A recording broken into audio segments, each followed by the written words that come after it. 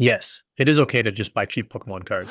This past weekend, I went to another Pokemon card show, and my intent was to pick up some of the bigger cards that I've been looking for. Cards like this Dark Dragonite non-holo and Dark Golbat holo to finish out my Team Rocket set, or this Mega Blastoise EX from XY Evolutions, or some of the more modern cards like this Meowth EX from Perfect Order that's been dropping, or this Charizard EX and Ninetales from the City in Flames to build out that set even more. I had recently sold a bunch of cards from my train binder and had several $100s to spend, so I was feeling good about this. Unfortunately, things did not go to plan. A lot of the vendors were still selling stuff from prices from a couple months ago, even though things have been dropping down a little recently. Instead, I pivoted and decided to just start picking up cheap cards. I ended up grabbing these 17 cards for less than $100 total and think it was completely worth it. Let's check them out. Okay, despite going to dozens and dozens of vendors, I ended up only making 4 purchases this time around. That happens. Lots of vendors have stuff that's not priced, or they're only selling slabs, and I just skipped those ones entirely. But there were definitely some good ones there. One of the best ways to grab cheap cards is to flip through the binders that people put out. So I did that pretty early on with this deal and grabbed 4 cards from one of the vendors. Start off with just this kind of cheeky fan Rotom card here.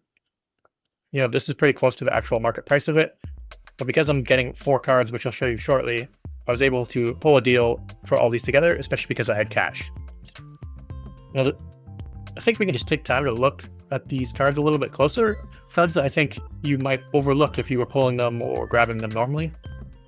I think Fan Rotom is such a weird, funny Pokemon. You know, Rotom, right off the bat, weird being able to go into different appliances and stuff. And it just feels like such a weird thing to focus on, the fan. So I always find it kind of funny, and for a couple bucks, I think it's worth it. It's actually kind of a pretty nice looking card. You know, it's got the mountainscape in the background, the stupid looking Fan Rotom in this camping setting. I think it's solid, you know. Easily worth a few bucks. The next card I actually think is even more interesting. I've definitely been digging the Sword and Shield cards, especially trainer gallery cards like this Kleavor. And Kleavor's not a Pokemon that I'm like super familiar with. I played Sword and Shield, of course. But, you know, I would lean more towards the OG Scyther or even Scizor before going to Kleavor.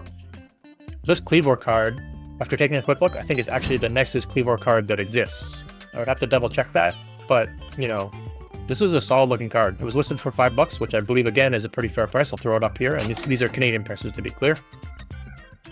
I just thought this was a cool card, you know? Very intense looking, with the trainer here, Kleavor, like, rampaging through. Just, you know, sweet card.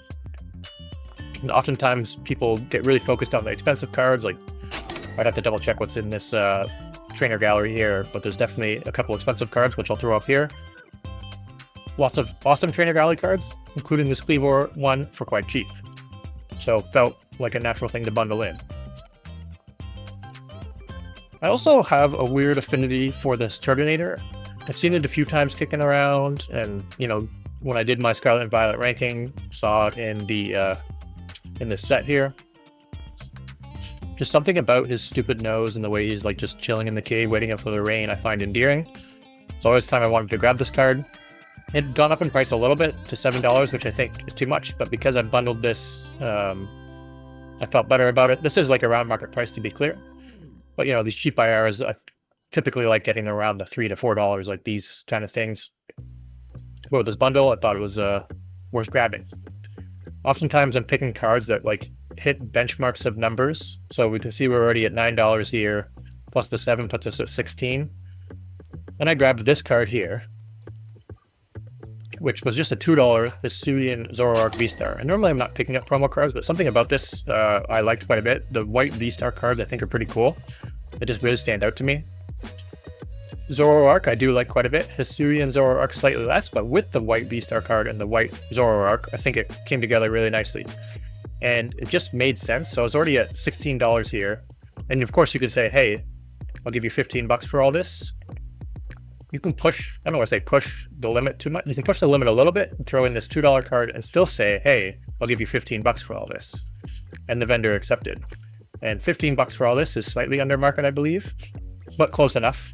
And, you know, I'm not paying tax and shipping, so it feels like a great pickup to get cards like this at a card show.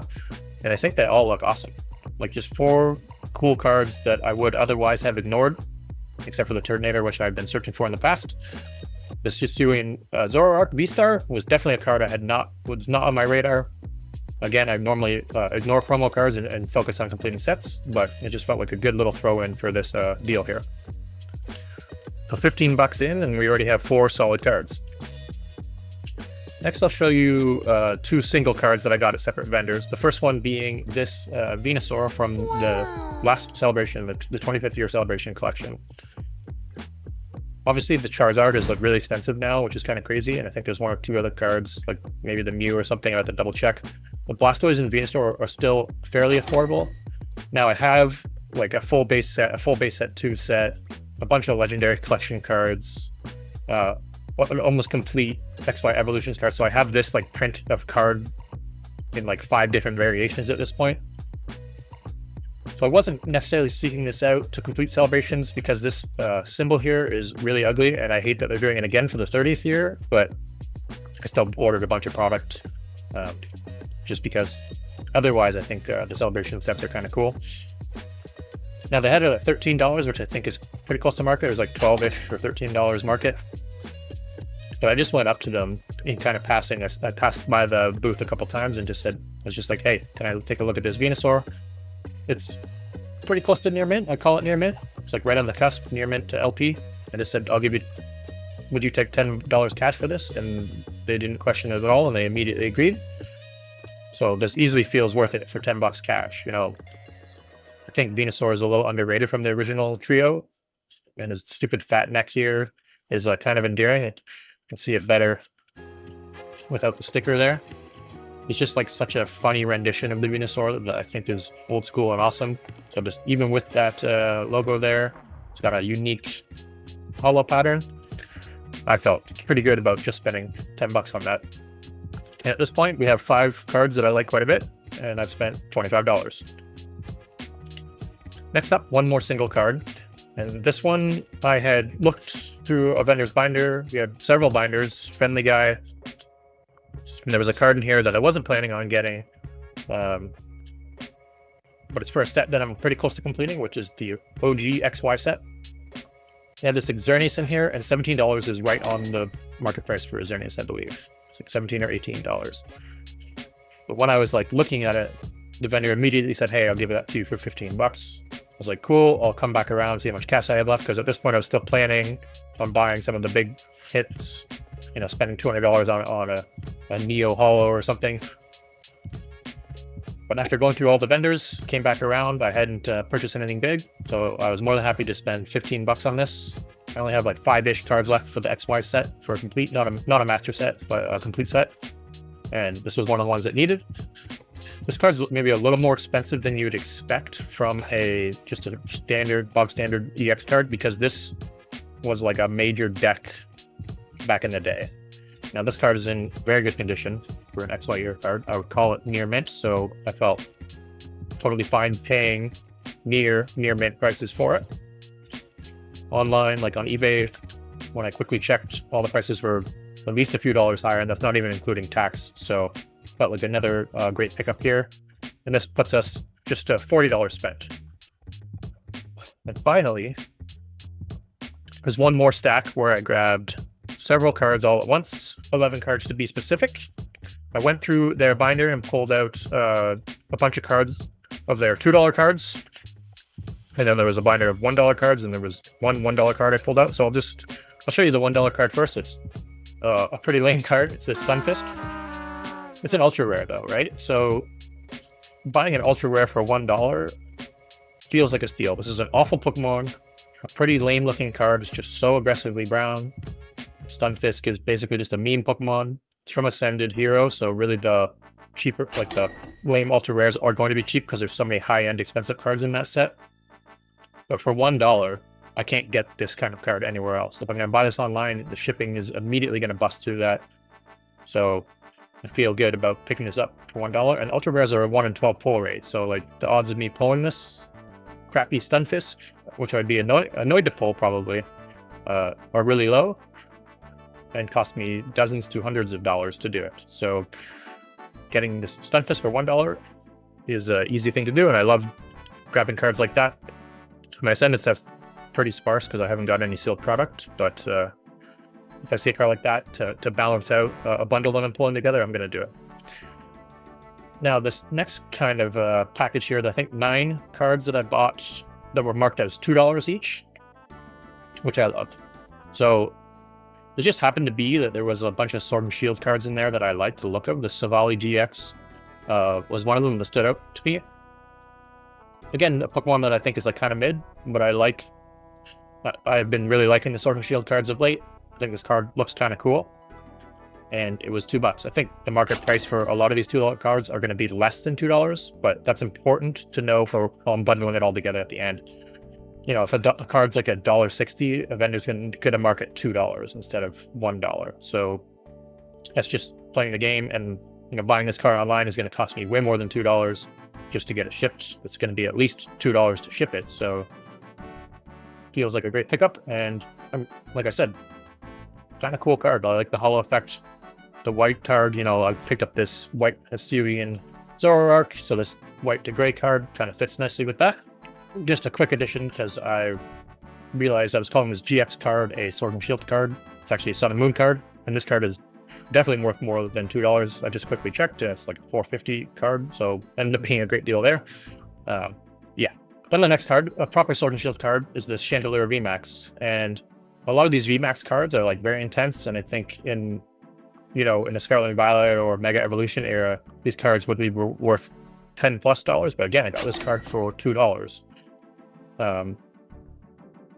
We just had the set Pitch Black come out with a bunch of Chandelure stuff in it, which felt very fitting. It's a solid looking Chandelure, lots of color happening. The VMAX cards have like a solid texture to it, and for $2 felt like a great pickup there. Another short Sword and Shield card with these sleeve kind of beat up. This one was like pretty basic, just a Talonflame V. There's more just kind of padding up the numbers with a card like this, but I do like it. You know, the regular V cards versus the VMAX or VSTAR cards are obviously much more boring. It's like the X-Byte era EX or the modern EXs tier, but it's a cool V card. I like the V cards more than I like the star pattern EXs we've been getting now, so $2 feels totally fine to grab this kind of cool looking Talonflame. We ended up picking up another Kleavor, which I just felt like it was fitting. This Kleavor is definitely uglier than the other one, the Trainer Gallery Kleavor that I picked up here. There's so much focus on his face, which is like much uglier than a Scizor and Scythor's or anything like that. Oh. But it's a V-Star card, $2, pretty solid. You know, good texture again. It felt fitting to grab a second Kleavor. Just another basic V card with the Steelix. This is probably one of my lesser favorite ones in here. Again, just kind of padding out the numbers to fit this last card that I'm going to show you in. The 3D rendered nature of it makes the Steelix look too rounded, I think, especially in the jaw, which I don't like. But another $2 Steelix himself is a Pokemon that I like quite a bit, because I'm a big Gen 2 guy, so still felt reasonable to grab that. Then we have another Sun and Moon card with this Heatran GX. Kind of similar story, just picking up a cheap, I wouldn't call these, I guess we can call them mid-era at this point. When did this come out? 2019. That's 7 years ago, so yeah, pretty old card for $2. Another GX card. Heatran is not my favorite again, but that's also why it's so cheap. This one is probably the V card that I like the most. Incineroar is obviously a cool Pokemon. People like him quite a bit because it's a V card. It's still cheap, so it felt like a nice pickup. The V card with fire types, I think, looked solid. So this, I think, is a good pickup for $2 again. We have another promo card here. I was kind of breaking my typical rule of not getting promo cards, but Sun and Moon era promos, Sword and Shield era promos, cards that I wasn't as actively buying sealed stuff during that time. So I wasn't getting these promo cards like I had in the past generations. But it felt nice to get this cheap Solgaleo. And yeah, another kind of like, because it's a steel type, it fit the cards that I was getting, the steel and normal types. So I thought it was a cool addition to this little package. Finally, one more V card. You can see there was a powder bunch of V cards, lots of fire types, partially because the vendor had them all together in the binder nearby. But Houndoom is an awesome Pokemon. This card itself is, I would actually say, is my favorite of the V. Now looking at it again, it's kind of a maybe a slightly underrated Houndoom, I would say. Still has like the 3D rendery style artwork, but he's in a much more action-oriented pose, so I think that's kind of cool. So yeah, there was 9 cards here, all listed for $2.